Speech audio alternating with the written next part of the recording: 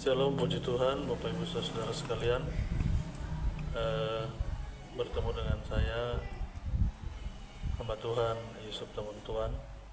Kita akan belajar firman Allah di hari ini, dan terdapat dari kitab Yesaya 53 ayat 1 hingga 12 dan Mazmur 40 ayat 7 sampai 9, kemudian Amsal 3 ayat 5 sampai 6, dengan tema hari ini pola pikir Yesus dalam Perjanjian Lama. Saudara-saudara yang Tuhan Yesus kasihi, banyak orang mengira bahwa pola pikir Yesus hanya bisa ditemukan dalam Perjanjian Baru. Namun sejak Perjanjian Lama, firman Tuhan sudah menyikapkan karakter dan pola pikir Mesias yang akan datang. Apa saja pola pikir Yesus, saudara? Yang pertama, kerendahan hati. Yang kedua, kepercayaan penuh kepada Allah. Dan yang ketiga, ketaatan total pada kehendak. Hari ini kita akan menggali bagaimana prinsip-prinsip ini telah dinyatakan dalam Perjanjian Lama dan bagaimana kita bisa menerapkannya dalam kehidupan kita. Bapak Ibu Saudara sekalian, yang pertama, pola pikir Yesus dalam kerendahan hati.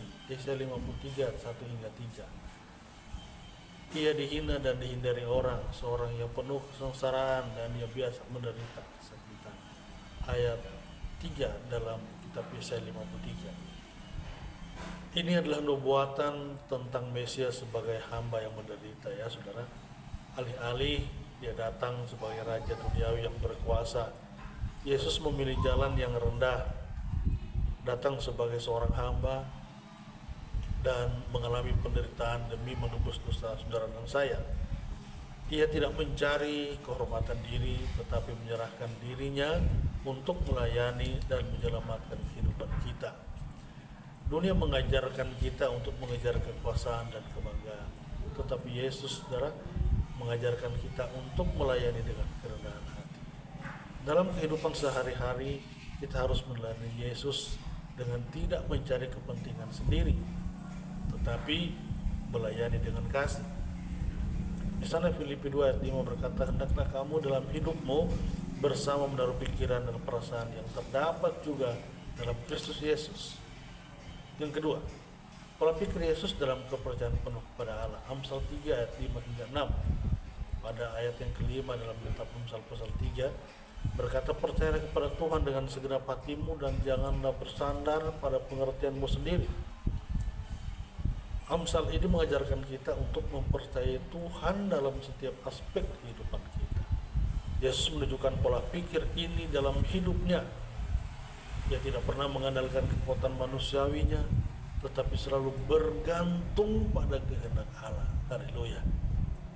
Dalam pencobaan di padang gurun Matius 4 sana, saudara, kita boleh baca bersama, Yesus menolak setan dengan mengandalkan firman Allah.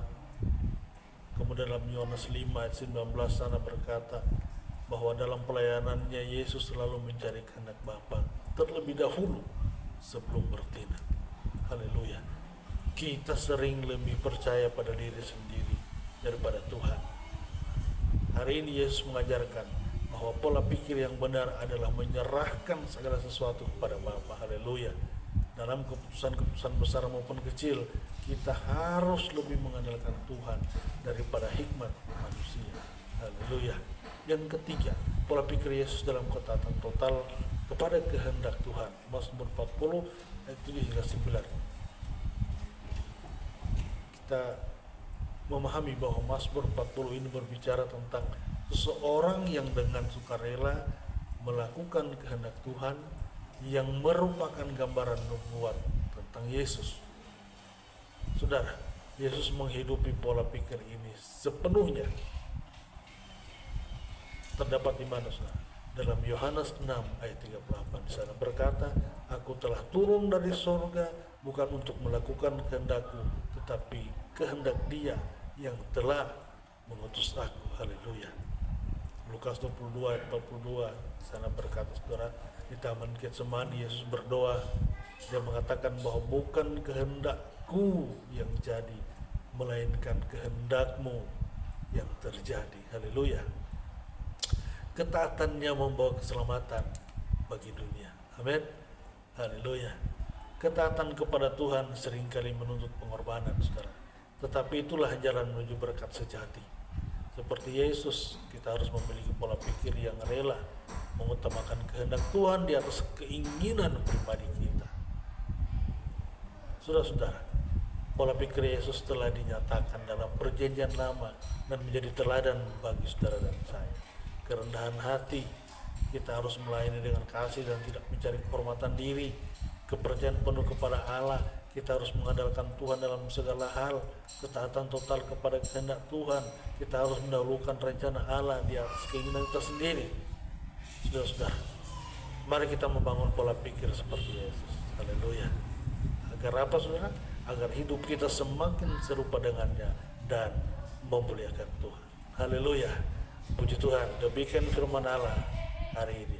Tuhan berkati kita sekalian. Amin.